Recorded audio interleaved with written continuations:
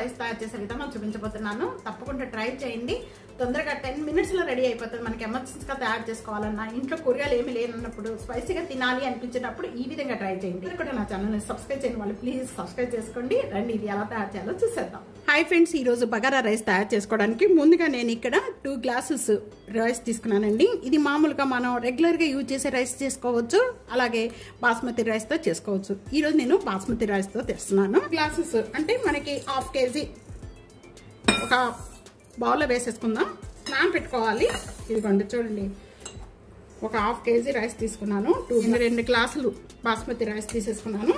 దీన్ని వాటర్ పోసేసుకొని ఒక 15 నిమిషాలు నానబెట్టుకునే ముందు మనం ఈ మసాలాలన్నీ కూడా మనం వేగే లోపల ఈ మొత్తం కూడా నానిపోతాయండి.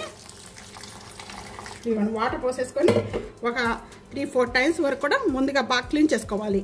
బాగా క్లీన్ చేసేసుకొని వీటిని నానపెట్టేసుకుందాం. క్లీన్ చేసిన బాస్మతి రైస్లో మనం ఈ మునిగేంత వరకు కూడా వాటర్ పోసేసుకొని ఒక 15 నిమిషాలు ఈ విధంగానే సైడ్ పెట్టేసుకుందాము. ఈ ప్యాన్లో నేను ఇక్కడ 2 tablespoons ఆయిల్ వేస్తున్నాను. 2 tablespoons గీ కూడా వేస్తున్నాను. దీంట్లోనే మొత్తం కూడా గీతో కావాలంటే గీతో కూడా చేసుకోవచ్చండి.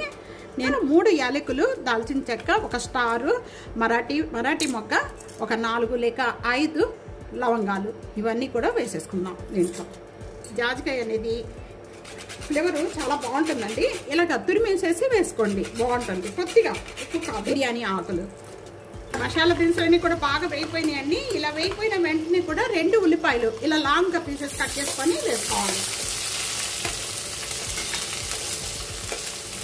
అలాగే 4 పచ్చిమిర్చి ఇలా మధ్యలో చీల్చేసి వేసుకోవాలి. పచ్చిమిర్చి కూడా అండి మంచి కలర్ వచ్చేంత వరకు వేయించుకోవాలి.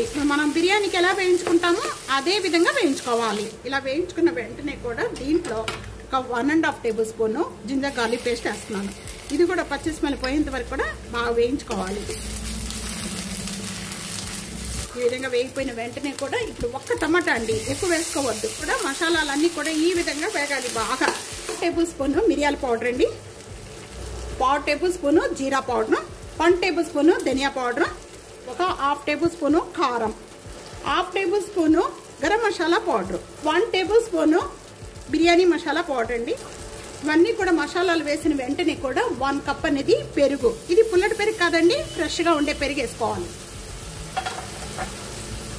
ఇవన్నీ వేసుకున్న వెంటనే కూడా మసాలాలన్నీ కూడా ఈ విధంగా బాగా కలుపుకోవాలి. ఇలా లో ఫ్లేమ్లో పెట్టుకొని వేయించుకోండి. మాడిపోయినాయి అంటే టేస్ట్ చేంజ్ అయిపోద్దండి. బాగా మసాలాలు వేగాలి, మంచి కలర్ వచ్చేంత వరకు కూడా వేగాలి. ఒక గుప్పుడు పుదీనా వేస్తున్నాను, ఒక గుప్పుడు కొత్తిమీర.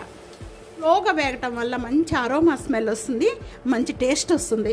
ఇవి వేగే లోపల మనం ఇక్కడ బాస్మతి రైస్ నానబెట్టేసుకొని పెట్టుకున్నామండి. 15 minutes అయిపోయింది. ఈ బాస్మతి రైస్ అంతా కూడా ఒక 2 times వరకు కూడా బాగా క్లీన్ చేసుకోవాలి. మసాలాలన్నీ బాగా వేగుతూ ఉండగానే ఒక 1/2 tablespoon పసుపు వేస్తున్నాను. టేస్ట్కి సరిపడా సాల్ట్ అండి. ఇక్కడ నేను స్మాల్ tablespoonతో 2 tablespoons వేస్తున్నాను. తర్వాత అయినా మనం చూసుకొని వేసుకోవచ్చు.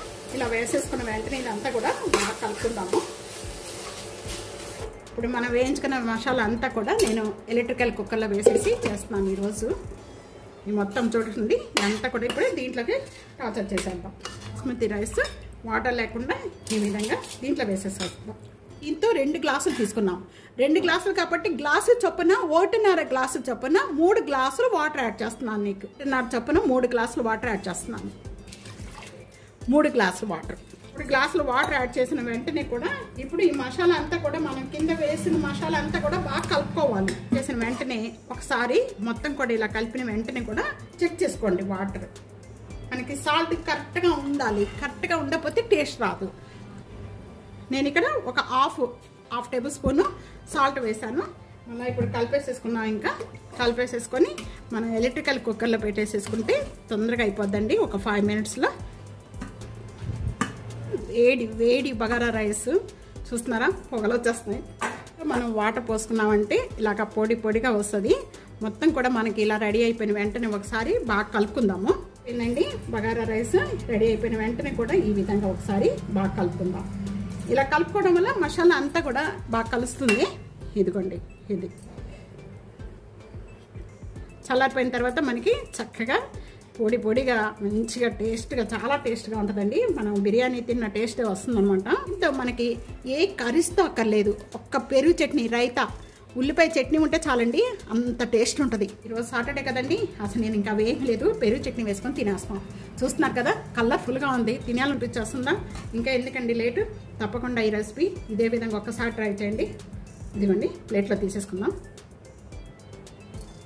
ఇక కొత్తిమీర వేసేసుకోండి.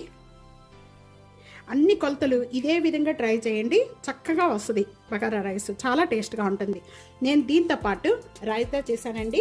ఈ పెరుగు చట్నీ మీకు కావాలి అనుకుంటే కనుక ఎలా చేయాలనేది ఆ వీడియోలో ఉంది, నేను డిస్క్రిప్షన్లో ఇస్తాను, చూడండి. ఈ రెసిపీ ఇదే విధంగా తప్పకుండా ట్రై చేయండి. ట్రై చేసి మీకు ఎలా ఉందనేది నాకు కామెంట్స్లో తెలియచేయండి. వీడియో నచ్చితే కనుక నలుగురికి షేర్ చేయండి, లైక్ చేయండి, కామెంట్ చేయండి, సబ్స్క్రైబ్ చేసుకోవడం అస్సలు మర్చిపోతే friends. Thank you for watching. Next వీడియోలో మళ్ళీ మంచి మంచి వంటకాలతో కలుద్దాం. అంతవరకు సెలవు, బాయ్.